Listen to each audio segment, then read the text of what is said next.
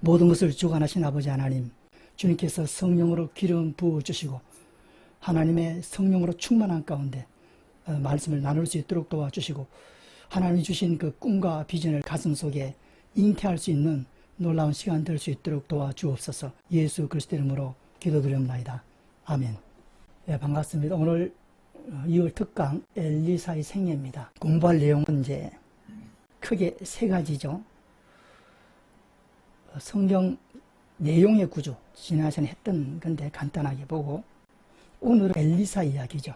이게 오늘 시간을 많이 할애할 거고, 마지막에 성경 전문대학원에 대해서 좀 간단하게 설명하려고 합니다. 내용의 구조를 보기 전에 성경 공부의 목적을 한번 봅니다. 원래는 계획을 안 했는데 요즘 유튜브가 많이 나오지 않습니까? 이것저것 보다가 그래도 짚고 넘어가야겠다 해서 말씀을 잠깐 보도록 합니다.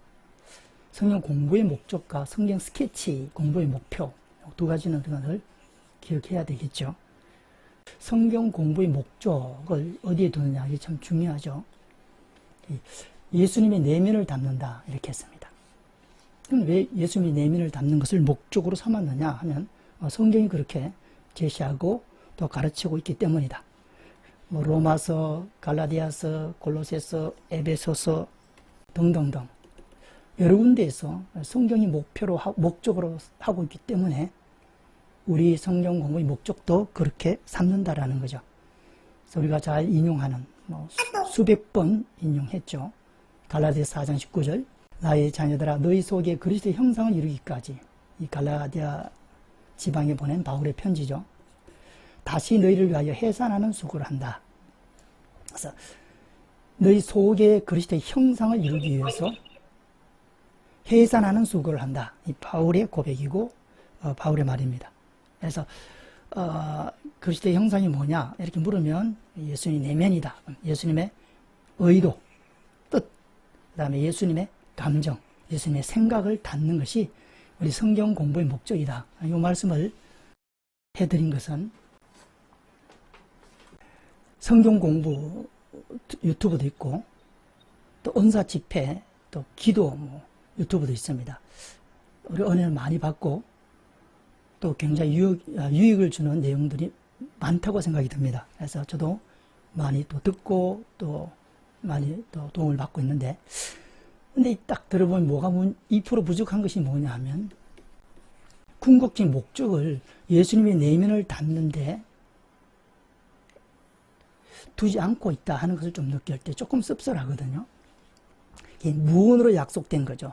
강의하는 자나 듣는 자, 모든 사람들의 배경 속에는 무언으로 동의하고 있는 게 뭐냐면 현실적인 복입니다. 그러니까 현실적인 복을 무시하는 것이 아니고 그것을 최고의 목적으로 염두에 두고 있다 하는 것을 발견했을 때 좀 씁쓸하다는 거죠. 예수님의 내면을 닮아서 그렇게 어떻게 하겠냐, 또 어떤 은사를 하고 치유를 받고 해서 그 다음에 목적이 뭐냐 했을 때는 현실적인 복을 최종적으로 목적을 두는 듯한 그런 것을 많이 발견해서 제가 이 말씀을 드리는 거거든요. 그래서 목회도 마찬가지고 신앙생활도 마찬가지고 그 두 가지 딜레마를 해결해야 되겠죠. 현실적인 축복과 승리와 복의 비중을 어느 정도 돼야 되느냐, 아니면 영적인 목표인 예수 그리스도의 내면을 담는데 비중을 어느 정도 돼야 되고 양쪽은 어떻게 균형을 이루어가야 되는가, 이것이 아주 중요한 문제라고 생각이 되고요. 우리 삶의 축복과 하나님의 형통은 내 속에 신앙이 바르다는 것, 예수님의 내면을 닮아가고 있다는 어떤 증명으로서, 증거로서 반드시 필요한 부분이죠. 그런 의미에서는 반드시 현실적인 승리와 우리가 축복을 누려야 된다, 그렇게 봅니다. 그러나 어떤 신앙이나 말씀이나 어떤 은사나 이런 것들을 이용해서 최종적인 목표를 현실적인 어떤 형통이나 축복을 추구하면 안 된다라는 거죠. 약간의 차이인데 제가 정확히 설명을 드렸는지 모르겠습니다. 무게중심이 예수님의 내면을 담는데 좀 더 우선적으로 두는 마음을 갖자, 그런 결론적으로 이렇게 말씀을 드리고 싶거든요. 요한 3서 2절에 내 영혼이 잘 되는 같이 범사에 잘 되며 강건할지어다. 영혼이 잘 되는 것을 궁극적인 목적을 두자. 성경 공부든 은사든 무엇이든 그런 바람에서 말씀을 잠깐 나누었습니다. 이 문제는 각자 한번 깊이 생각해 볼 필요가 있다고 여겨집니다.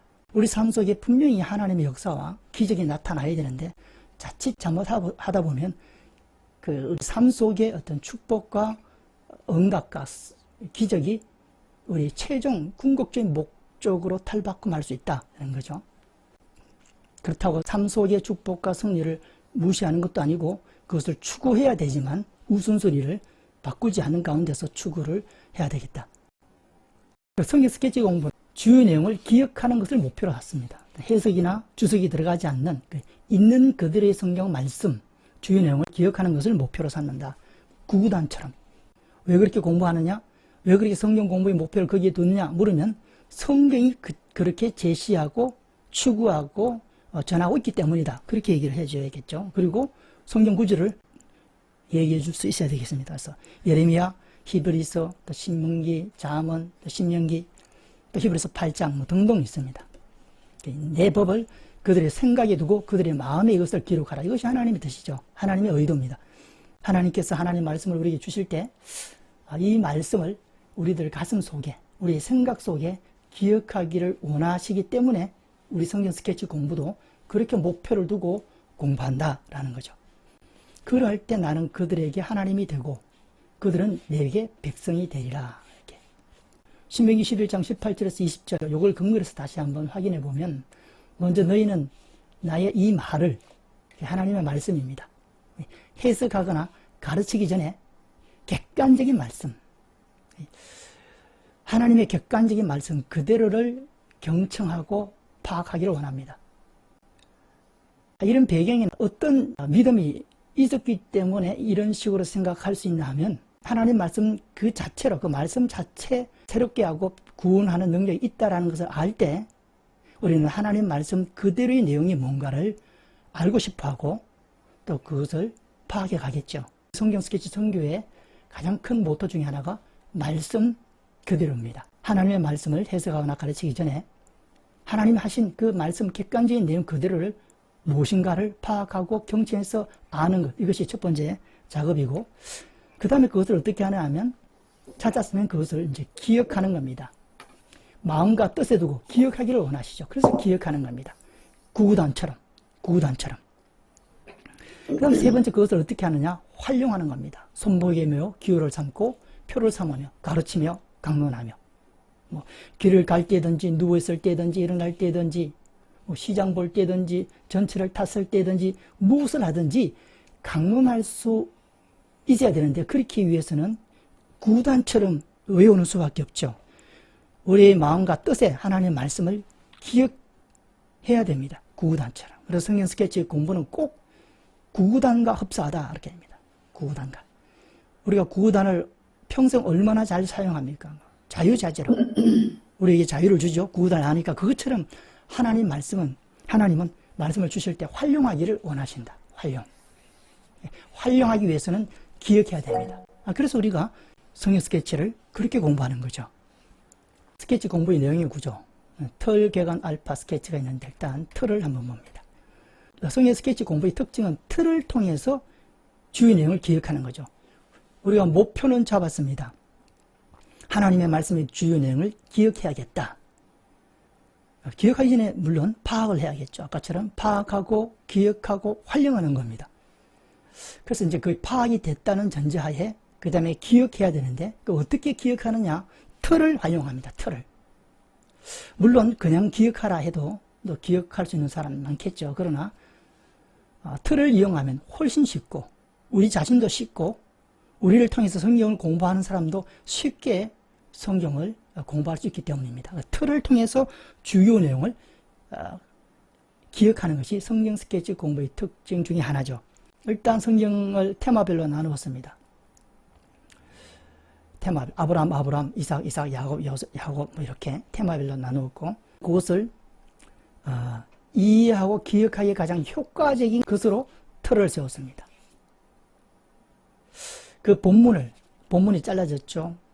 오늘 또 엘리사 그러면 왕하 2장부터 8장 그리고 혹이 하나 붙어 있죠. 13장.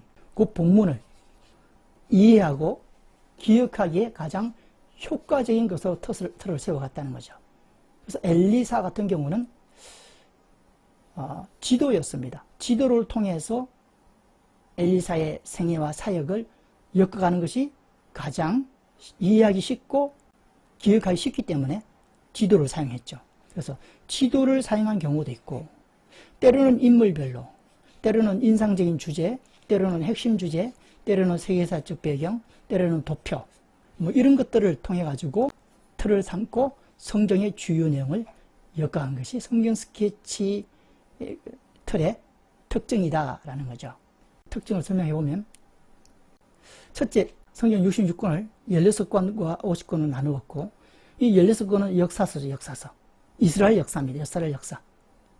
연대기 순으로, 역사 순으로 엮었습니다, 16권을 가지고. 그래서 16권을 중심으로 역사 순서로 맥을 잡고 나머지 50권을 첨가했다. 맥을 잡고 첨가했다. 그래서 역사서 16권 가지고 고속도로를 낸 거죠. 큰 흐름을 잡았고, 그게 이제 50권을 첨가하는 이런 형태를 취했다. 틀의 특징은. 이거 기억해야 되고. 자, 두 번째는 이 16권을 가지고 이제 요리를 했습니다. 이걸 나누었죠. 그래서 4개의 큰 틀로 나누고, 또 23개의 작은 중간 틀로 나누고, 또 46개의 작은 틀로 나누었습니다. 나눌 때는 16권과 나누었죠. 그래서 이스라엘 역사, 아브라함부터 시작하죠. 창세기 12장 아브라함부터 시작해가지고 사도행전 끝까지 역사가 흘러가는데 반으로 나눴습니다. 구약과 신약을 기준으로 반 나누었고, 구약은 다시 왕국 이전, 왕국과 그 이후, 왕국을 기점으로 이스라엘 국가가 국가라는 제도를 취했냐 취하지 않았냐, 그걸 이제 기점으로 나누었고, 예수 시대는 예수님의 사역이냐 아니면 사도들의 사역이냐, 이렇게 해서 네트워크를 해서 4개의 큰 틀을 만들었습니다. 그래서 이름을 붙였죠. 왕국을 기점이니까 왕국 이전 시대, 그 다음에 왕국과 그 이후 시대, 왕국 이후 시대, 왕국과 그 이후 시대, 그 다음에 예수 시대, 사도들의 활동, 사도 시대, 이렇게 나누었습니다. 그래서 4개의 큰 틀로 나누었고, 4개. 요걸 다시 좀 더 작은 23개의 중간 틀로 나눴습니다.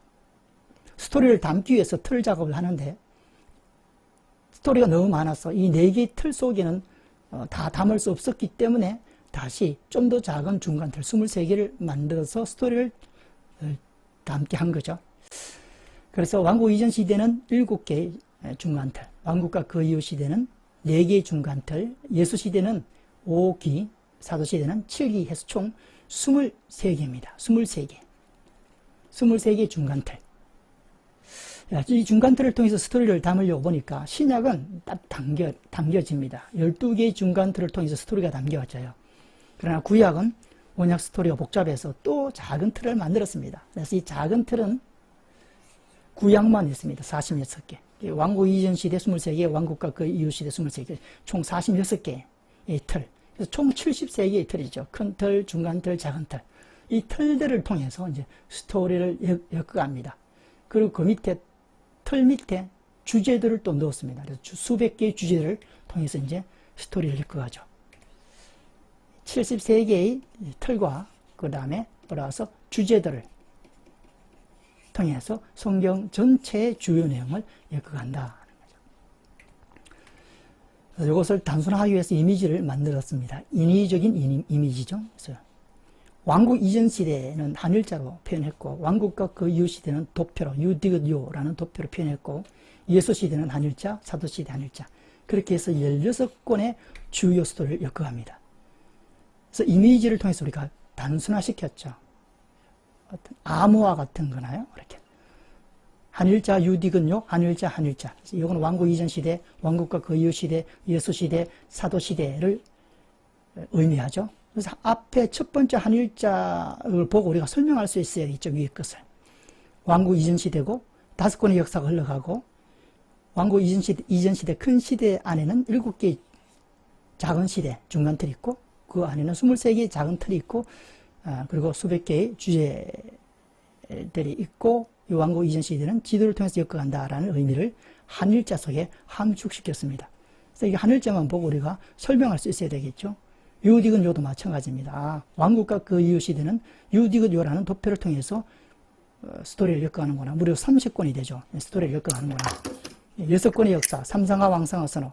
여섯 권의 역사 흘러갈 때 24권이 첨가되고, 왕국과 그 이후 시대고, 그 중간 틀은 작은 시대. 이거는 구분하기 위해서 위에 거는 큰 틀은 큰 시대라고 불렀습니다. 큰 틀은 큰 시대 혹은 큰 틀 이렇게 불렀습니다. 헷갈리지 않도록. 큰 시대는 큰 틀, 그다음에 그렇게 불렀고, 그다음에 중간 틀은 구약은 작은 시대, 작은이란 단어를 붙였습니다. 작은 시대 혹은 중간 틀. 신약은 중간 틀은 중간 틀 혹은 기. 예수 1기부터 5기, 사도 1기부터 7기, 기로 붙였다는 거 기억하시고. 작은 틀은 아까 말씀드린 것처럼 구약만 있죠. 구약만. 그렇게. 작은 틀은 구약만 있다. 23개는 이제 자세한 내용이 있겠죠. 자, 왕국과 그 이후 시대 안에 23개의 작은 틀이 있는데, 오늘 우리 엘리사가 23개 중에 하나의 작은 틀입니다. 그 작은 틀에는 주제들이 있어요. 주제들. 그래서 지도인 경우는 그 주제들은 요단강에서 일어난 사건, 그런 것들이 지명이 주제들이 되겠죠. 지명이. 길갈에서 일어난 사건, 뭐 이런 식으로 그렇게 풀어간다. 그 다음에 이제 그렇게 됐을 때 나머지 50권을 첨가하죠. 그래서 왕국 이전 시대는 4권이 첨가되고, 왕국과 그 이후 시대는 24권이 첨가됩니다. 24권. 6권의 역사가 흘러갈 때 24권이 첨가되죠. 6권 플러스 24권. 요거는 이제 5권이 흘러갈 때 4권이 첨가되고. 요건 총 30권이고, 요건 참 9권이죠. 그 구약은 39권에서 정리가 되고, 신약은 예수시대, 예수님의 생애 흘러가고, 첨가되는 책은 없습니다. 특징 네 번째는 이제 50권을 첨가한 거죠. 50권을. 사도시대는 사도행전 1권이 흘러가죠. 사도행전 1권이 흘러갑니다. 22권이 첨가됩니다. 요한계시록까지 쳐서 22권이 첨가됩니다. 여기 4권이고 여기는 23권이죠. 합치면 27권입니다. 그래서 39권, 27권, 39, 27, 66권이죠. 이 틀은 지난 시간에도 했고, 또 기본적인 거라 제가 빨리빨리 속도를 냈습니다. 그 다음에 이제 궤관을 합니다. 우리가 틀 공부를 했으니까 틀을 통해서 이제 궤관을 해보죠. 총 정리를 해보면, 일단 16권 가지고 맥을 잡았다. 이걸 기억해야 되고, 16권 가지고 틀을 만드는 작업을 했습니다. 첫째 반을 잘랐고, 기준은 구약이냐 신약이냐. 구약은 다시 왕국제도를 취했냐 안 취했냐, 이스라엘 민족이 기준을 잘랐고, 신약은 예수님의 사역이냐 아니면 사도들의 사역이냐에 따라서 나누었습니다. 그래서 4개의 큰 틀을 나누었고, 그리고 첫 번째 칸에는 왕국이 기점이니까 왕국 앞에 있으니까 왕국 이전 시대, 큰 틀 큰 시대 이렇게 명했고, 왕국 이전 시대는 창출민수사 5권에 해당됩니다. 기억해야 되겠죠. 창출민수사 기억해야 되고, 그 다음엔 왕국과 그 이후 시대 6권입니다. 삼상하 왕상하 선호. 16권의 역사서 책 중에 5권 왕국 이전 시대, 다음 6권 왕국과 그 이후 시대, 그 다음 마망누녀 4권 예수 시대, 다음에 사도행전 1권, 이렇게 16권 가지고 4토막을 냈죠. 당연히 해야 되고, 그 다음 이제 이걸 세분화해서 좀 더 작은 틀을 만들어 갔죠. 왕국 이전 시대 5권을 다시 작은 7시대도 나누었죠. 여기 중간 틀. 그래서 아담, 노아, 족장, 출애굽, 광야, 정복, 사사. 왕국과 그 이후 시대는 4개, 작은 시대, 중간 틀.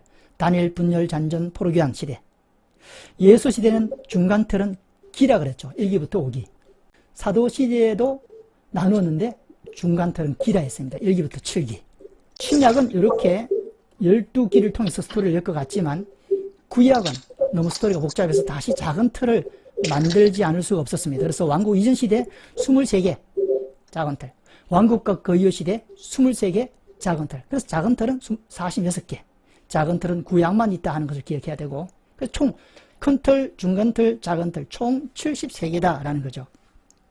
그리고 그 밑에 구약은 작은 틀 밑에, 신약은 중간 틀 밑에 주제들을 넣었습니다. 주제. 그렇게 해서 이제 스토리를 엮어가는 거죠. 이런 내용의 구조를 우리가 백그라운드로 가지고 성경을 읽고 성경의 스토리를 엮어가면 이해하기도 쉽고 정리도 되고 오래 기억할 수가 있습니다. 오래. 그러면 하나님이 하신 말씀, 신명기 11장 18절에서 20절의 말씀을 우리가 실천할 수 있거든요. 자, 그렇게 해서 이걸 이제 이미지화 시켰습니다. 단순화하기 위해서. 그래서 한일자로 약속을 했습니다. 4개 큰 틀 중에 첫 번째 이미지, 한일자 이미지는 아까 말씀드린 것처럼 왕국 이전 시대고 5권의 역사가 흘러가고 7개의 작은 시대 중간 틀이 있고 그다음 23개의 작은 틀 밑에 주제들을 통해서 스토리를 엮어간다. 주로 지도를 통해서 엮어간다라는 의미를 감축했고, 왕국과 거의 시대 유디근요, 요것도 마찬가지입니다. 얘는 삼상화, 왕상화선 6권의 역사가 흘러가고 24권이 첨가되고, 큰 시대 안에는 4개의 작은 시대 중간 틀이 있고 그 밑에 작은 틀이 있고 작은 틀 속의 주제들을 통해서 스토리를 엮어간다. 도표를 통해서 엮어간다. 그런 거고, 그 다음에 예수시대는 지도를 통해서 엮어가고 사도시대 지도를 통해서 엮어갑니다. 그래서 일단 16권의 성경의 16권의 주요 내용을 우리가 일단은 기억하자. 이것만 해도 신앙의 유익과 목회 유익이 있죠. 그러면 성경을 우리 손에 딱 쥘 수가 있죠. 구구단처럼. 그리고 50권을 첨가시켰습니다. 5권을 갈 때 4권을 첨가했고 총 9권이고 6권 삼상화, 왕상화선을 6권을 갈 때 24권이 첨가되죠. 그래서 구약은 끝나고 예수님의 생애가 흘러가고 지도 5장을 통해서 정리하죠. 우리는 5장의 지도를 통해서. 그 다음에 사도행전, 이것도 지도를 통해서 정리하면서 나머지 22권을 첨가해서 정리를 한다. 그래서 성경 스케치, 성경 개관. 이건 반드시 기억해야 됩니다. 테스트는 넘어갑니다.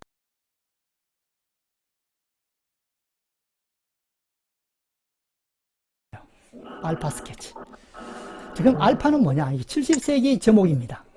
70세기 틀이라 그랬죠. 아까 틀이 제목이죠. 이 틀의 제목과 성경의 범위를 외우자. 내용을, 구조를 우리가 공부하는데 무엇을 공부해야 되냐 물으면 70세기의 틀의 제목과 성경의 범위. 사사시대 그러면 제목이죠. 제목.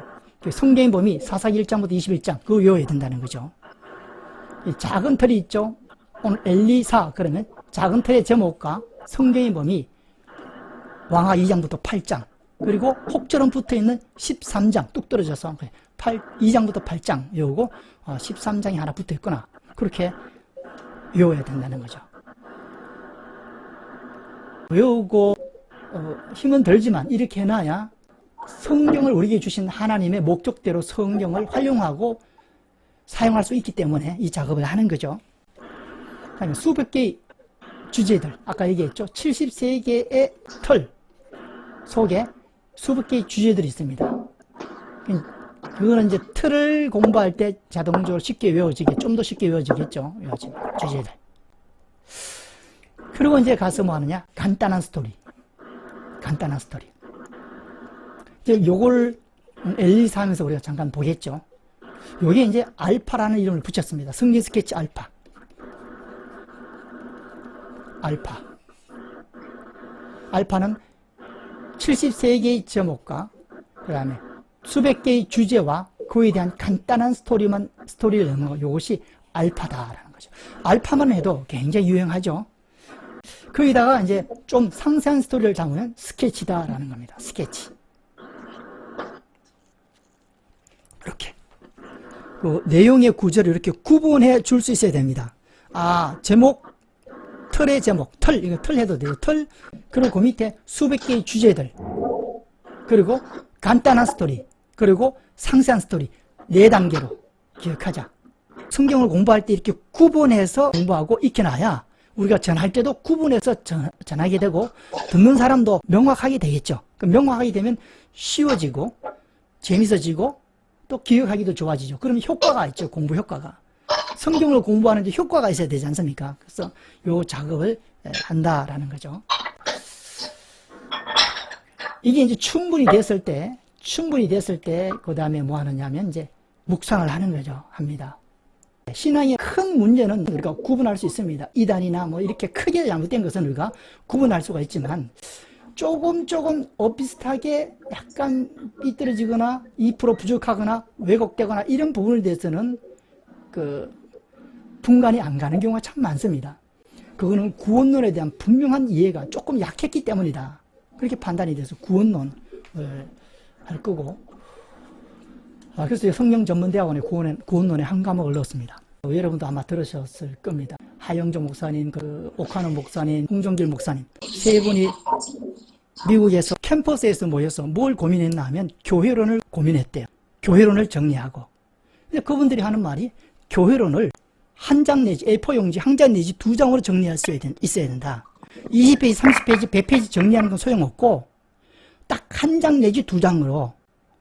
그분들은 교회론을 전공했습니다. 그래서 한국에 와서 지금처럼 굉장히 큰 교회를 하게 됐잖아요. 세 분 다. 참 감사한 일이죠. 그런데 구원론은 더 중요하다고 저는 개인적으로 판단이 돼요. 지금 모든 우리가 강의를 들어보면 문제성은 구원론에 문제가 있었기 때문에 구원론까지 좀 더 명확했으면 얼마나 좋았을까라는 생각이 듭니다. 그래서 구원론, 이 더 큰 주제입니다. 명확하게, 정확하게 진리는 우리 요한복음 8장 32절에 있는 말씀처럼 진리를 알진 진리가 너희를 자유케 하리라. 진리는 우리에게 빛을 주고 자유를 주는 지점까지 우리를 이끌어갑니다. 그것이 참된 진리예요. 3 플러스 4는 7이구나. 이 진리구나. 그것도 물론 진리지만, 그건 수학적인 진리지만 성경의 진리는 그렇지 않아요. 진리를 알면 자유가 임합니다. 빛이 임하고 해방이 임하고 승리가 임하죠. 구원론도 마찬가지고 성경의 진리를 우리는 거기까지 가야 됩니다. 그래야 말씀이 나에게 힘이 되거든요. 가장 대표적인 것이 구원론이라, 이 구원론을 우리가 다뤄야 되고, 알고 있지만, 다 수년 동안 공부를 했지만, 명확하게 한 장 내지 두 장은 딱 외우고 있어야 됩니다. 그럼 굉장히 파워풀하게 된다. 이렇게 보죠. 그 설교나 목회자의 사역이 놀랍도록 강해지고 힘이 세진다. 이렇게 봅니다. 그래서 구원론을 정리할 겁니다. 그래서 우리 성경전문대학원에 구원론이 들어갔다는 말씀을 드리고, 자, 그리고 넘어갑니다. 내용의 구조는 정리를 했고, 엘리사를 봅니다. 엘리사. 자, 엘리사는 분열왕국 시대의 5번째 주제입니다. 그리고 작은 틀이죠. 분열왕국 시대는 중간틀입니다. 중간틀이고 작은 시대다 그랬죠. 구약은 틀과 시대로 나갔고 중간틀은, 신약은 중간틀과 기로 나갔습니다. 헷갈리지 않도록 해주시면 고맙겠고, 중간틀, 작은 시대 안에 작은 틀이 있습니다. 작은 틀. 왕국 이전 시대는 23개인데 23개 중에 분열왕국 시대 안에는 9개가 있습니다. 9개. 그 9개 중에 하나가 엘리사라는 거죠. 이게 1개, 2개, 3개, 4개, 5개, 그다음에 6개, 7개, 8개, 9개의 작은 틀이 있습니다. 이 중간 틀 안에. 분열왕국 시대라는 중간 틀 안에 작은 틀이 9개가 있죠. 그 중에 엘리사라는 것이 엘리사.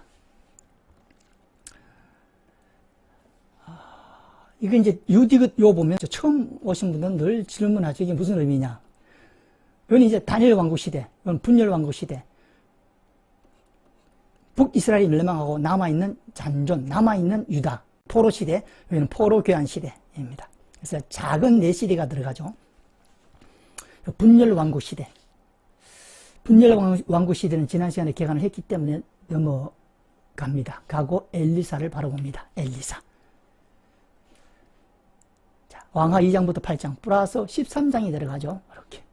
여기에 엘리사의 스토리를 담고 있는 성경 구절이다. 그 엘리사는 지도를 통해서 정리하기 때문에 지도가 올라오죠. 이렇게. 이제 갈릴리고, 여기는 사해고, 요단강이고, 이제 갈멜산이고, 여기가 이제 지중해죠. 이렇게 됩니다.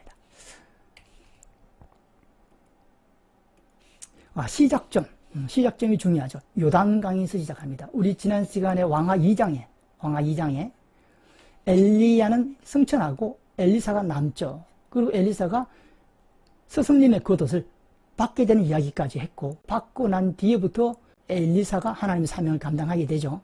첫 번째 스타트를 어디 잡냐 하면 요단강으로 잡습니다. 그래서 요단강에서 어떻게 하느냐? 요단강을 가르죠. 어떻게 가르냐? 그 엘리야의 옷을 가지고 감아서 물을 치죠. 요단강을 치니까 갈라집니다. 첫 번째 스토리는 엘리사가 요단강을 가르는 사건, 이렇게 기억하면 되겠죠. 요단강에서 일어난 사건, 그게 주제입니다. 엘리사는 작은 틀이죠. 작은 틀 속에 이제 여러 가지 주제들이 있죠. 그 중에 지도는 그 지명이 뭐 어디에서 길갈에서 일어난 사건, 이렇게 그 지명이 주제의 제목이 되겠죠.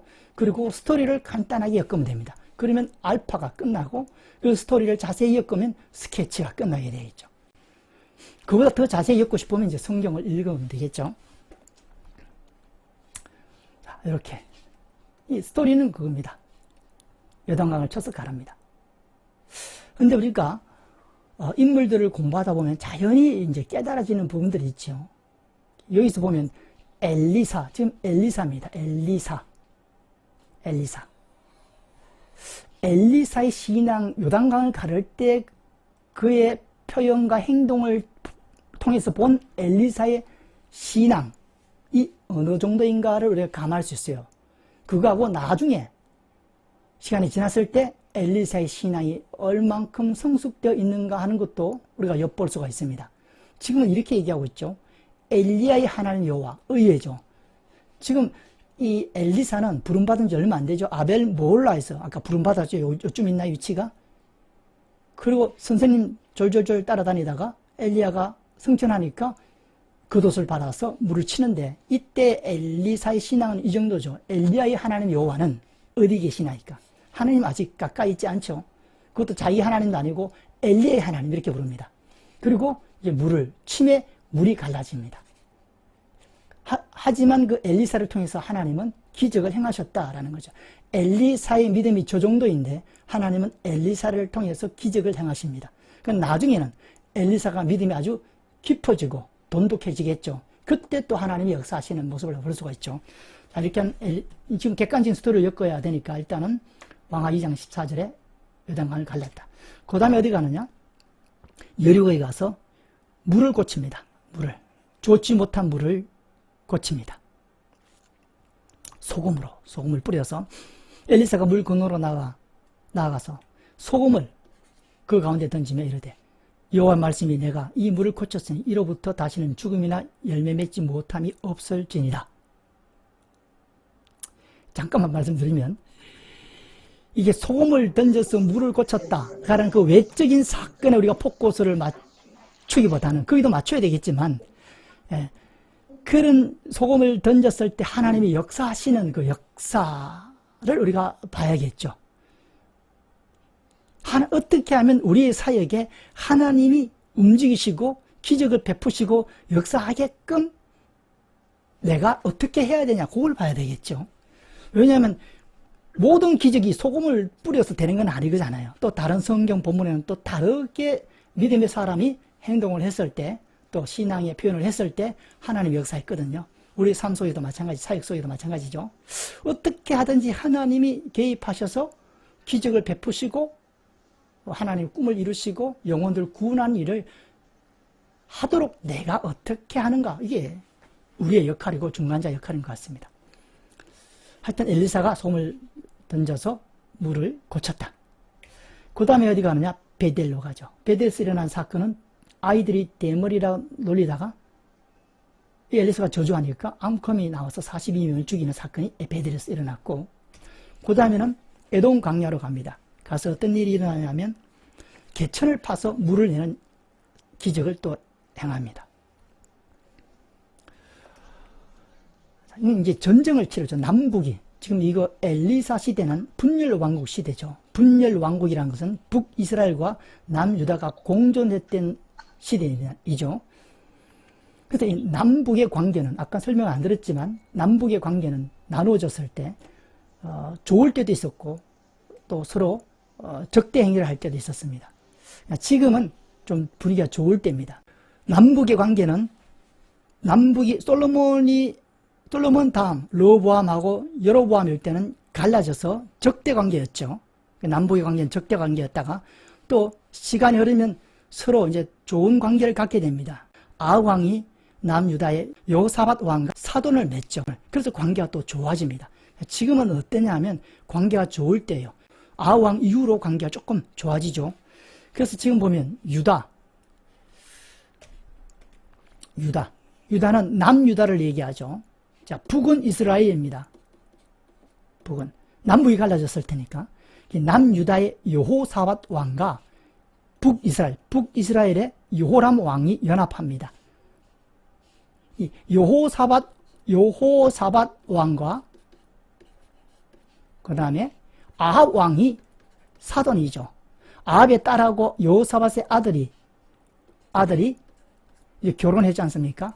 이렇게. 그래서 이게 사돈입니다. 사돈. 근데 여호사밧은 지금 계속 살아있고 아합은 죽었습니다. 그리고 그 아들 여호람, 아하시아가 왕이 됐다가 죽고, 아합 죽고 아하시아 죽고 아합의 또 다른 아들 요람 혹은 여호람이라고 하는, 여호람이나 요람은 같은 사람을 얘기하죠. 요람이라는 사람이 왕이 되어 있습니다. 그래서 이 요호람입니다. 요람이죠. 이 여호사밧 왕하고 이 요람 왕이 동맹을 해서 모압을 치러 갑니다. 치러 간 이유는 우리가 성경을 읽어보면 알죠. 북이스라엘이 있었는데 모압이 조공을 바치다가 아합이 죽고 난 뒤에부터 조공을 안 바치죠. 그래서 요람 왕이 여호사밧한테 얘기를 해서 쳐들어가자 해서 이제 오케이 해서 쳐들어가는 거죠. 쳐들어가는 겁니다. 가는 길에 에돔 강야에 이르렀을 때 물이 없었던 거죠. 먹을 물이. 그래서 엘리사에게 부탁을 하고, 그리고 엘리사가 개천을 파괴해서 물이 나온 사건. 그런 기적을 행한 장소, 에돔 광야다라는 거죠. 에돔 광야라.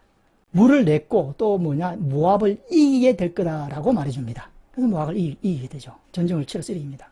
그 물이 그 모압 사람들한테는 피피처럼 보여서 이들이 생각하기를 자기들끼리 싸웠구나.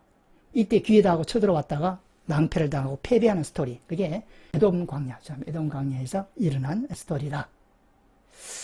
자, 그리고 이제 어디로 가냐 하면 이제 길갈로 가죠. 선지생도 죽었고 과부가 빚을 많이 졌어요. 이 엘리사가 기적을 행합니다. 그래서 엘리사는 정말 기적을 굉장히 많이 행한 사람이죠. 이웃에게 그릇을 다 빌려오고 조금 있는 기름, 그걸 가지고 이제 그릇에 부어서 빈 것이 다 없어질 때까지 기름이 만들어지는 그런 기적을 길갈에서 행했고, 그래서 이 과부가 그 기름을 팔아서 빚도 갚고 살아가는 그런 스토리가 길갈에서 일어났다는 거죠. 그 다음에 어디 가느냐 하면 수넴 갑니다. 수넴. 엘리사는 수넴 여인하고 관계가 있고 엘리야는 사르밧 과부하고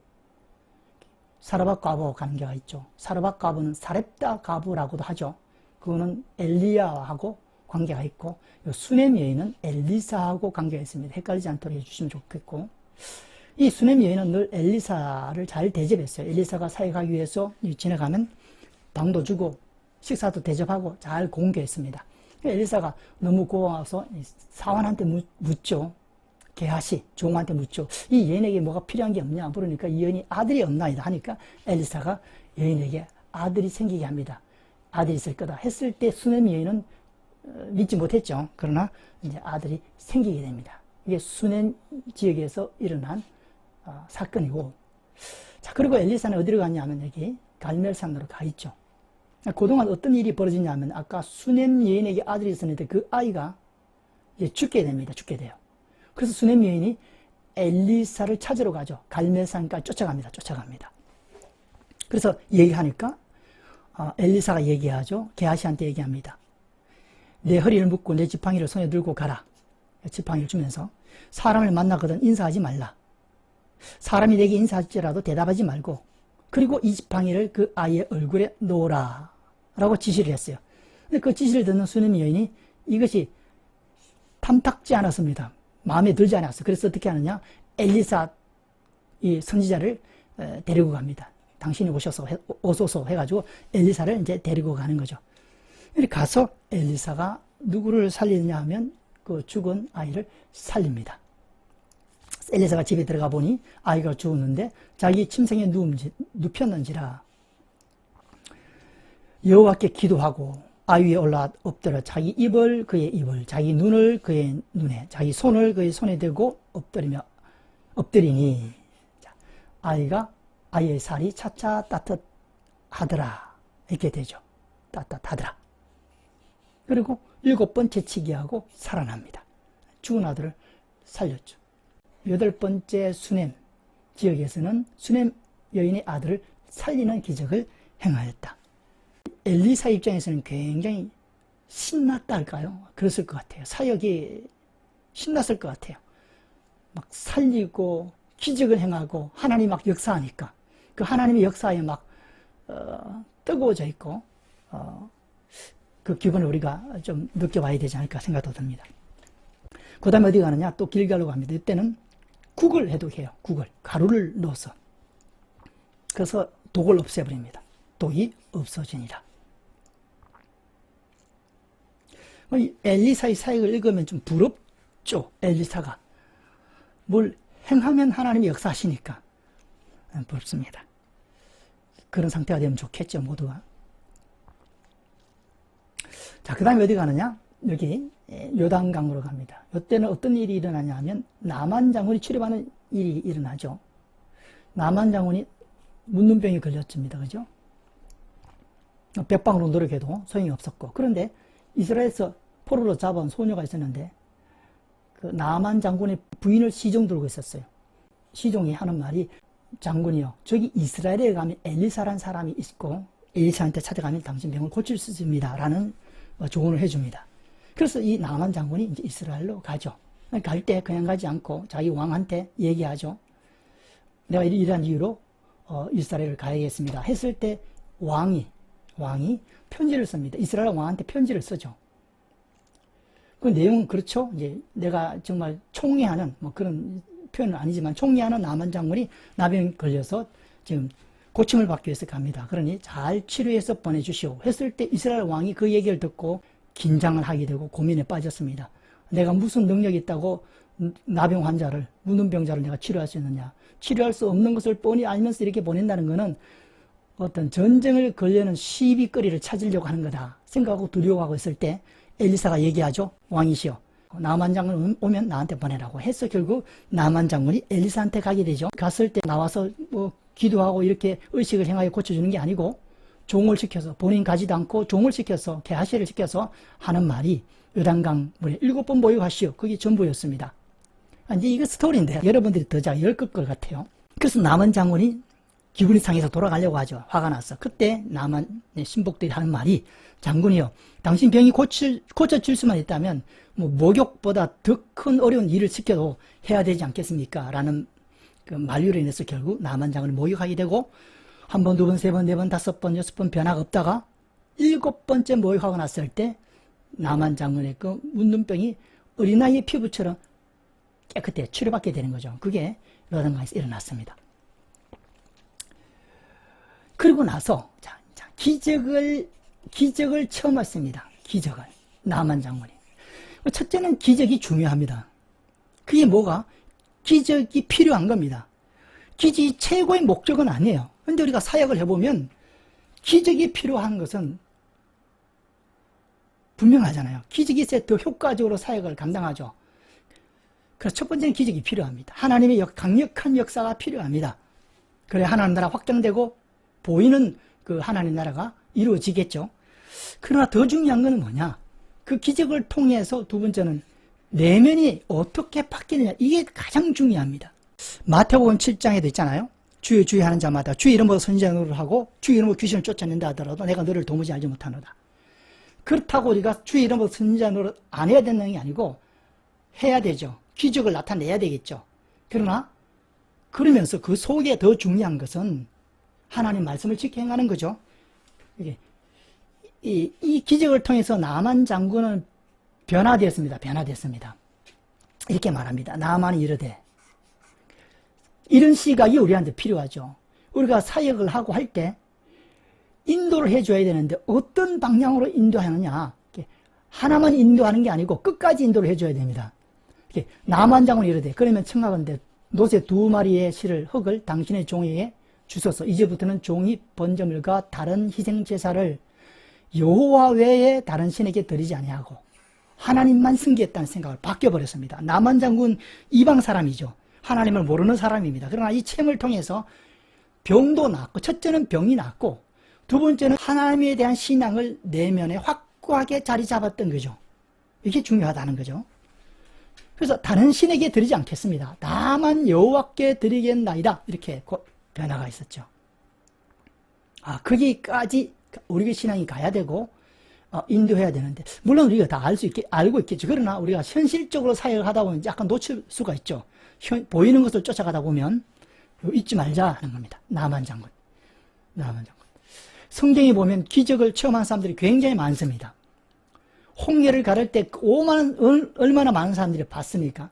또 예수님이나 사도들이나 선지자들이 기적을 행할 때 많은 사람들이 봤어요. 그러나 그 기적을 체험하고 봤다 하더라도 그들이 하나님을 믿고 구원받았냐? 그건 아니거든요.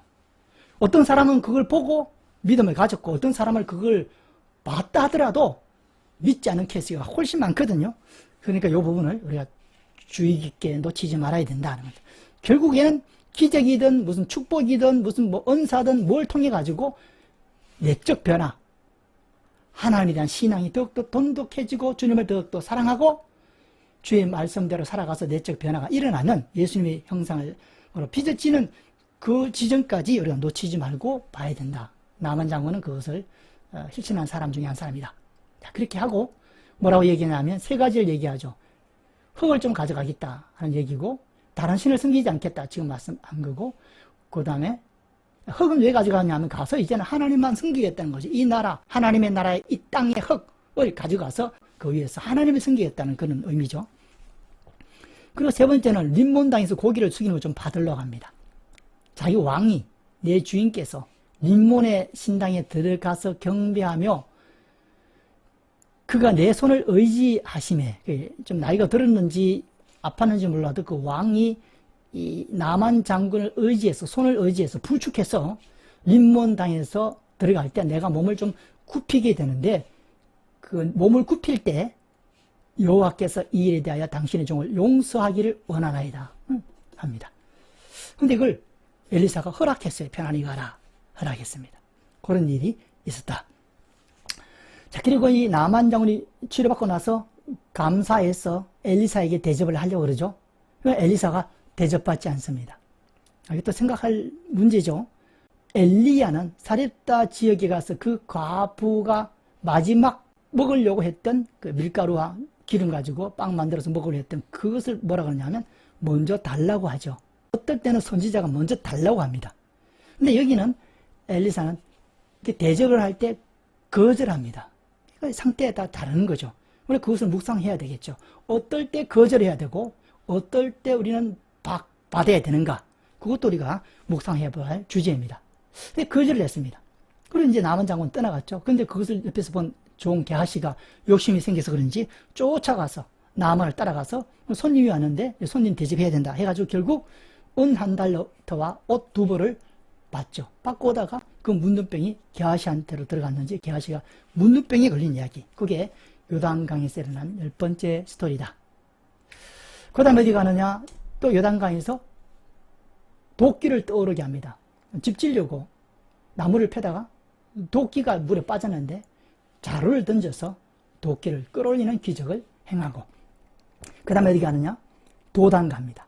엘리사가 도단에 있을 때 아람 그 왕이 군사를 보내서 엘리사 집을 포위하죠. 한 사람을 잡기 위해서, 엘리사를 잡기 위해서. 왜 이렇게 군사를 보냈냐 하면, 이스라엘과 전쟁을 치르려고 하면 모든 작전을 계획하고 하면 이미 이스라엘이 그 작전을 다 꿰뚫고 있어서 늘 실패하거든요. 그래서 왜 그러냐 물으니까 이스라엘은 엘리사가 있어서 그렇습니다. 이 엘리사는 왕이 침상에서 이불 속에서 소근소근 속삭이는 내용까지 다 알 수 있는 사람입니다. 그러자 왕이 이 엘리사를 잡으려고 사람을 보내서 엘리사 집을 포위한 거죠. 하나님의 사람의 사환이 종이겠죠. 여기는 게하시인지 아닌지는 기록되어 있지 않아서 일단 나중에 게하시는 또 나오죠. 근데 여기는 모르겠습니다. 또 문둥병이 걸렸으니까 문둥이 걸려있는 상태인지는 모르겠죠. 그 성경에 기록이 없으니까 일단은 사원이 일찍 일어나서 나가보니 군사와 말과 병거가 성읍을 에워쌌는지라 뺑뺑뺑. 그 사원이 엘리사에게 말할 때 내 주 우리가 어찌하리까 대답하되 두려워 떱니다. 그때 엘리사가 말하기를 두려워하지 말라. 우리와 함께한 자가 그들과 함께한 자보다 많으니라. 그래서 기도합니다. 그리고 이 사환의 눈을 열게 해달라고 기도하죠. 그러니 눈이 열려요. 그래서 그 청년의 눈이 열심에 그가 보니 불말과 불병거가 산에 가득하여 엘리사를 둘렀더라. 영적 눈이 열리니까 불말과 불병거, 하나님의 군대들이 진을 치고 있는 것을 봤거든요. 그러니 이 사환이 이제 안심을 하게 된 사건입니다. 그리고 또 엘리사가 기도해요. 정말 엘리사는 기도하니까 쭉쭉 응답받죠. 저들의 눈을 어둡게 앞서서 군사들이 다 눈이 어두워져서 사마리아까지 데려갑니다. 가서 눈을 뜨게 하소서. 눈이 떠져요. 그리고 이들을 다시 돌려보냅니다. 그래서 당분간 쳐들어오지 않게 됩니다. 그 사건이 도단에서 일어났고, 자, 이제 성경 스케치 공부는 그렇죠. 뼈대, 구구단처럼 내용의 구조를 파악하고 그걸 완전히 이어놓으면 스토리는 지금은 제가 엮어가지만 각자 목사님들의 그 재능에 따라, 달란트에 따라 재밌게 엮어가면 되는 거죠. 재밌게 되는 거죠. 사실 스케치는 정말 많은 사람들이 강의를 해야 됩니다. 자, 그렇게 해서 도단에서 일어난 스토리를 정리하는 거죠. 그 도시에서 일어난 스토리를 간단하게 정리하는 겁니다. 좀 더 스토리를 많이 넣으면 스케치가 되고, 아주 간단하게 하면 그건 알파가 되는 거죠. 지금보다 더 간단하게 하면 알파가 되는 거죠. 그리고 반복입니다. 구구단을 어떻게 외우느냐? 반복해서 외우는 거죠. 반복하고 자주 쓰고 활용하는 거죠. 우리 가슴 속에 구구단처럼 완전히 아로 새겨질 때까지 하나님의 말씀이, 주요 내용이 반복하는 거고, 그것이 복이다라는 거죠. 그 자체가 첫째는. 두 번째는 그것을 통해서 사역에 훨씬 많은 유익을 얻겠죠. 그렇죠. 보통 우리가 성경 공부할 때 공부해서 내 사역에 필요해서 공부하는 경우가 보편적이죠. 그러나 공부를 하다 보면 사역에도 필요하지만 내가 공부하는 우리 스스로가 업그레이드 되고 달라지는 겁니다. 그 다음에 사역에도 도움이 되는 거죠. 처음에 공부할 때는 그걸 모르고 그냥 사역에 필요해서 공부를 하지만 결론적으로는 그렇게 돌아간다라는 말씀을 드리고, 뭐 성경 공부에서 우리가 얘기를 하면 굉장히 많은 얘기를 할 수 있겠죠. 자, 이제 도단에 갔다가 그 다음에 어디 가느냐? 사마리아에 갑니다. 여기서 어떤 일이 일어나냐 하면 인육을 먹는 사건이 일어납니다. 자녀를 보고요. 왜냐하면 이제 아까 도단 사건이 끝나고 또 세월이 지나서 또 쳐들어왔습니다. 그래서 또 이 사마리아를 포위했어요. 그러니 유통이 끊겼죠. 그러니 안에 있는 양식을 다 먹고 고갈되었습니다. 먹을 것이 없어요. 외부에서 또 음식이 좀 와야 되는데 없습니다. 그래서 먹을 것이 없어요. 이제는 두 가정이 있었는데 이제 아이를 잡아먹죠. 기가 막힌 일이 일어납니다. 그래서 첫 번째는 A, B 가정이 있다면 A의 자녀를 잡아먹고 내일은 B 가정 자녀를 잡아먹자.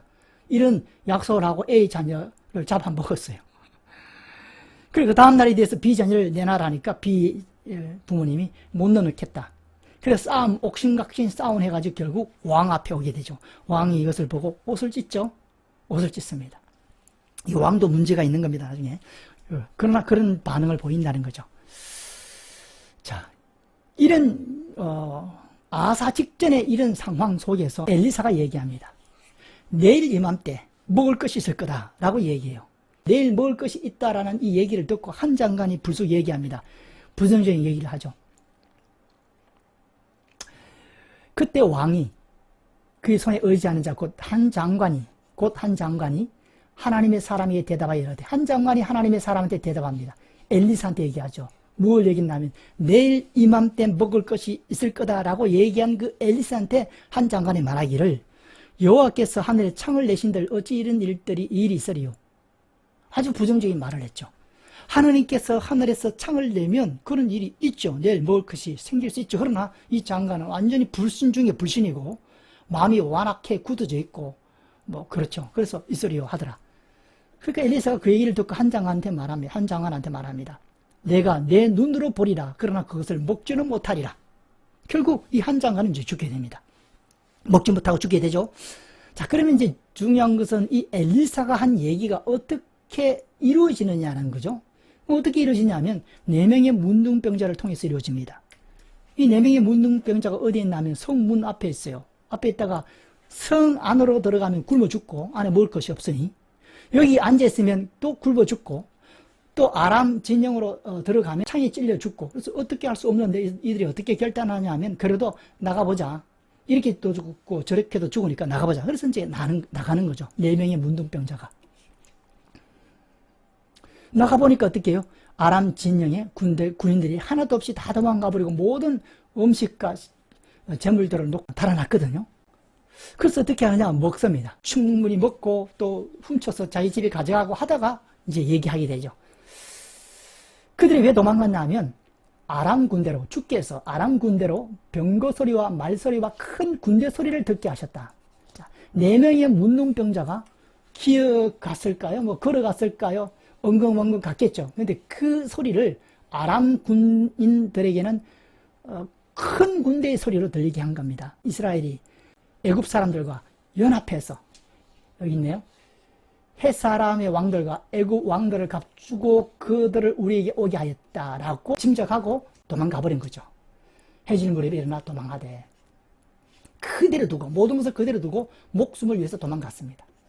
그래서 나병 환자가 보니까 다 있거든요. 그래서 이제 먹었죠. 그래서 먹다가 야, 우리만 먹으면 안 되겠다. 그래서 성 안에 있는 사람들한테 알려줘서 사람들이 와서 그 모든 음식을 먹고 가지고 가게 됐고, 그 사이에 한 장관은 밟혀서 죽게 됩니다. 4명의 문둥병자가 걸어가는 그 소리를 연합군이 몰려오는 소리로 하나님은 듣게 하셨다라는 거죠. 그게 가능하냐? 네, 가능하다는 거죠. 그리고 나비 효과, 과학적으로 나비 효과가 있지 않습니까? 지구 반대편에서 나비가 팔락이는 그 날개짓이 지구 반대편에서는 태풍을 일으킬 수 있다. 그것이 과학적으로 나비 효과. 나비 효과도 가능한데 충분히 4명의 문둥병자가 쓰러지는 소리를 하나님은 정복시켜서 많은 군대의 말굽 소리로 듣게 소리나게 할 수 있다라는 거죠. 자, 그렇게 해서 엘리사 예언이 이루어졌다. 사마리아에서. 그 이야기고, 그 다음에 다메섹으로 갑니다. 자, 다메섹에서 어떤 일이 벌어지냐면 하사엘이 찾아옵니다. 엘리사를. 다메섹에 있는 엘리사를. 왜 찾아왔냐면 장의 왕 벤하닷 왕이 병이 걸려서 왕의 병을 좀 고쳐보고자 왕이 시켜서 이제 온 거죠. 와서 올 때 이 하나님의 사람 이 엘리사가 하사엘을 볼 때 이렇게 반응을 보입니다. 그가 부끄러워하기까지 그 얼굴을 쏘아보다가 울었어요. 막 쏘아보다가 엘리사가 하사엘을 막 쏘아봐요. 그렇게 좀 민망하잖아요. 부끄러워하기까지 쏘아보다가 울어요. 또 통곡을 하네요. 이 하사엘이 깜짝 놀라서 묻죠. 내 주여 어찌하여 우시나이까 하는지라 대답하되 네가 이스라엘 자손에게 행한 모든 악을 내가 압니다. 네가 그들의 성에 불 지르며 장정을 칼로 죽이고 어린아이를 맺히며 아이 벤 부녀를 가르리라. 하사엘이 이스라엘 사람들을 그렇게 죽이고 점령하고 고통을 주고서 생각하니 그걸 생각하고 내가 운다라는 얘기하는 거죠. 하사엘이 말하되 당신의 개 같은 종, 자기 일을 얘기하죠. 무식이 이런 큰 일을 행하오리까 하더라. 엘리사가 대답하되 여호와께서 내가 아람 왕이 될 것을 알게 하셨다. 아람 왕이 될 것을, 그래서 아람이 왕이 될 것을, 하나님이 아람 왕이 되게 했다는 것을 전해주죠. 그렇게 해서 하사엘은 돌아가가지고 왕을 죽이고 자기가 왕이 됩니다. 왕이 되는 이야기. 거기까지가 8장 이야기고, 그 다음에 한 장 혹처럼 붙어 있는 게 13장이죠. 그 스토리를 간단하게 정리했습니다. 살에 대한 이야기입니다. 화살. 북요아스 왕. 남도 요아스도 있습니다. 남요아스 왕도 있습니다. 요거는 북이스라엘. 엘리사는 남북 분열 시대의 사람이거든요. 그러니까 엘리사의 모든 사역과 사건 속에는 늘 두 나라가 공존해 있었고 두 왕이 있었다라고 생각하면 됩니다. 근데 이 북요아스 왕이 찾아옵니다. 엘리사를 찾아오죠. 전쟁을 치르기 전에 늘 이스라엘 백성들은 선지자를 찾는 그런 신앙적인 습관이 있었죠. 그래서 찾아오죠. 찾아왔을 때 엘리사가 말하죠. 활을 취하소서. 활을 취하고 잡았습니다. 그 다음에 창문을 여서서 창문을 열고 동쪽 하늘을 향해 쏘소서 쏩니다. 그리고 또 화살을 집으세요. 집죠. 집습니다. 요아스 왕이. 땅을 치소서 하니까 땅을 3번 칩니다. 그리고 거쳐버려요. 그러자 엘리사가 책망을 하죠. 이르되 화살을 집으면 엘리사가 또 이스라엘 왕이 이르되 요아스 왕이죠. 땅을 치소서 하는지라 3번 치고 거친지라. 화살을 쏘는 것은 그 앞에 구절이 있고, 그 다음에 활을 쏘는 것은 앞에 있고 화살을 치유해서 땅을 치라는 얘기가 있고 19절 하나님의 사람이 노아 이르되 왕이 5번을 칠 것이니이다. 그리하였으면 왕이 아람을 진멸하기까지 쳤으리다. 그런즉 이제는 왕이 아람을 3번만 치리다. 3번만 이기고 나면 이제 낭패를 당하게 되죠. 그 사건이 하나 있고 13장에 또 하나의 사건은 엘리사가 죽죠. 죽죠. 죽은 후에 그 시체, 뼈에 시체가 닿자 그 시체가 살아나는 이야기가 기록되어 있습니다. 시체가 살아나는. 죽었어도 또 기적을 행하는 엄청난 그 기적과 은사의 사람이다. 뭐 그렇게 표현할 수가 있나요? 엘리사는. 자료가 묵상을 안 했지만 엘리사가 시체를 살렸어요. 살렸습니다. 살렸죠. 만약에 이 땅에 사는 것이 최고의 궁극적인 목적이고 꿈이고 최고의 행복이라 그러면 엘리사가 자기가 살지 왜 남을 살리겠습니까? 자기는 충분해요. 죽어도 돼요. 더 좋은 곳으로 가기 때문에.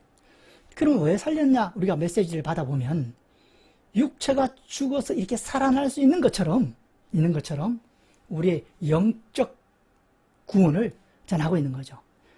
영적으로 영생, 영적으로 살아야 된다라는 메시지를 우리에게 전하고 있다. 이렇게 받아들이고 싶습니다.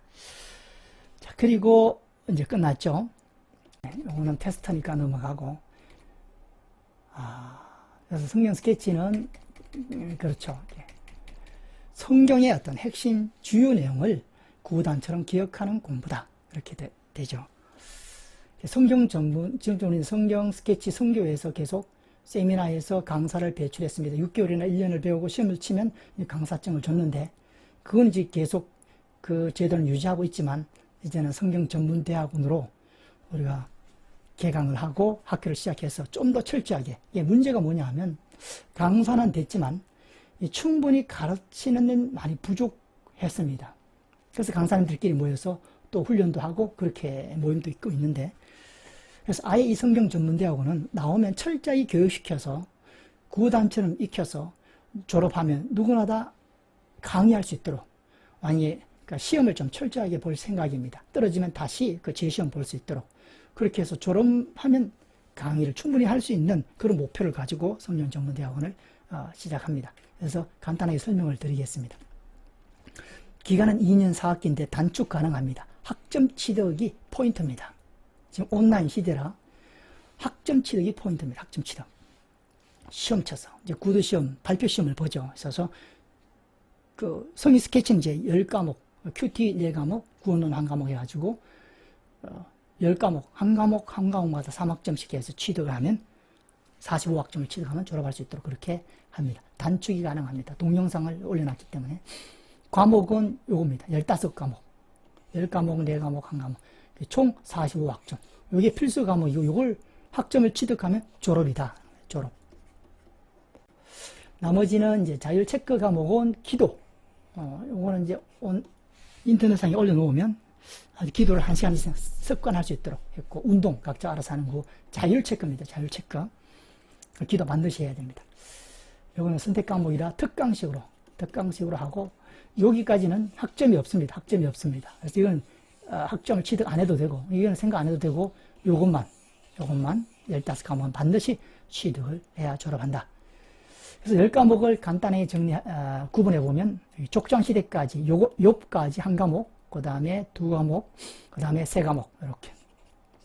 그 다음에 4과목, 5과목, 6과목, 7과목, 8과목, 9과목, 10과목, 이렇게 됩니다. 그래서 학점이 있고, 그 다음에 여기가 한 학기, 여기가 두 번째 학기, 여기가 세 번째 학기, 세 번째 학기 속에는 묵상이 들어갑니다. 그리고 구원론이 들어갑니다. 네 번째 학기는 묵상이 들어가죠. 그렇게 해서 4학기, 총 45학점 해서 졸업을 할 수 있는 학교입니다. 학습법을 잠깐 설명드리면, 이제 참 중요하죠. 온라인 시대가 이제는 됐고, 온라인이 풀리더라도, 코로나가 풀리더라도 온라인은 이제 계속 발전할 것 같습니다. 이게 이제 공부에 대해서 좀 생각을 해야 되는데요. 공부는 배운다라는 의미도 있죠. 그런데 이게 공부는 배우고 가르친다라는 의미도 있습니다. 가르친다라고 생각하고 가르친 것을 배운다 이렇게 생각해요. 공부는. 근데 사실 공부는 약간 핀트에 나가 있습니다. 공부는 시킨다는 말이 맞습니다. 가르치는 것 가지고는 안 돼요. 공부가 안 됩니다. 이 가르친 것을 충분히 스스로 공부하고 익히도록 시켜야 되는 거거든요. 그래서 학습법이 참 중요합니다. 지금 온라인상에 일타 강의들, 수능도 마찬가지고 모든 강의가 온라인상에 다 있습니다. 가르친 것은 다 나와 있어요. 그렇다고 모든 사람이 그 수준이 아니거든요. 그 가르친 내용을 어떻게 공부를 시켜서 익히게 하는가, 이것이 공부다는 거죠. 그래서 이 학습법이 참 중요하다. 우리 목표는 어떻게 하면 성경의 주요 내용을 구구단처럼 사람들의 가슴 속에 새기느냐, 이것이 우리 성경 스케치 성경의 아주 중요한 사명이거든요. 그래서 시킨다, 그렇게 하기 위해서는 시키는데 초점을 많이 맞춰야 된다라고 생각이 됩니다. 시키는데. 그래서 첫째는 어떻게 하느냐 하면 저희 학습법은 온라인이니까 일단 물론 오프라인이 풀리면 오프라인으로 진행하지만 지금은 온라인을 하지 않습니까? 그래서 홈페이지 이제 일단 카페를 만들어 놨습니다. 그게 영상 강의를 주제별로 잘랐습니다. 10분 이하로. 10분 이하로 잘랐습니다. 10분 이하. 한 주제. 10분 이하 잘라서. 첫 번째는 정상 속도로 강의를 듣고 충분히 이해합니다. 그래서 한 번 들을 수도 있고 본인에 따라 두세 번 들을 수도 있겠죠. 듣고, 그 다음엔 2배속 빠르게, 2배속 이상으로, 2배속 강의를 3회 이상 충분히 듣습니다. 그래서 그 내용을 가슴속에 새기는 거죠. 반복해서 들으면서.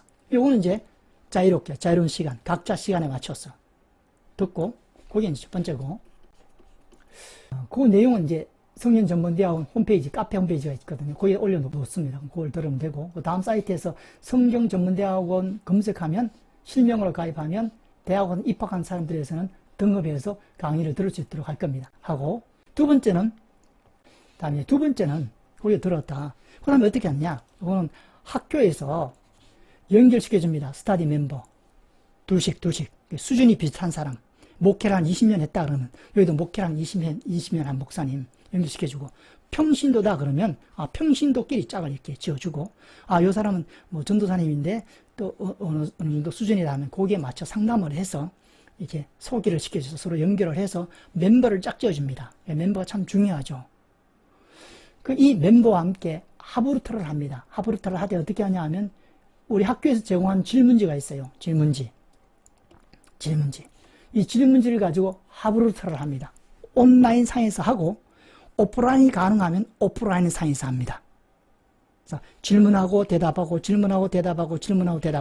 또 바꿔서 상대방이 질문하면 내가 대답하고. 그래서 아까 주제별로 익혔던 내용을 이 하브루터를 통해서 충분히 더 익히는 거죠. 강화시키고 기억하게 합니다. 자, 그리고 그 다음에 그 주어진 레포트를 익힌 것을 레포트로 제출하죠. 그리고 그 부분에 대해서 시험을 쳐서 이건 이제 필기 시험도 있겠지만 구두 시험을 주로 봅니다. 구두 시험을 통해 가지고 그다음에 학점을 취득하게 합니다. 떨어지면 재시험 봐야 돼요. 재시험 볼 때는 과목도 많으신 내야 됩니다. 등록금 빼고. 자, 그렇게 해서 2년 4학기제 15과목, 그래서 45학점을 취득했을 때는 졸업 자격을 갖고 졸업시킵니다. 지금 이렇게 나갑니다. 이런 식으로. 이렇게 나오나. 그래서 성경 전문대학에 들어오시면 이제 짝이 지어지고, 그리고 영상 강의를 듣고, 편집해 놓은 강의를 듣죠. 잘라 놓은 강의 듣고, 배속해 놓은 강의를 듣고, 그 다음에 스터디 멤버와 온라인 상에서 하브루타를 진행합니다. 처음이니까 제가 시간 나는 대로 이제 들어가 볼 거예요. 계속 같이. 지금은 또 숫자도 적당할 것 같으니까 들어가 볼 겁니다. 같이 이렇게 또 제가 도와줄 수 있는 부분 도와주면서 진행한다 하는 거고, 그 다음에 레포트를 제출하고, 그 다음에 시험을 쳐서 학점을 통과하고, 그리고 만약에 우리가 오프라인이 좀 열리면 모여서 우리가 다 같이 모여서 특강이나 뭐 세미나도 한번 기회만 되면 그거는 열 수 있으니까 열 생각입니다. 이렇게 진행된다 하는 거 말씀을 드리고, 입학생들은 책하고 그 USB를 제공합니다.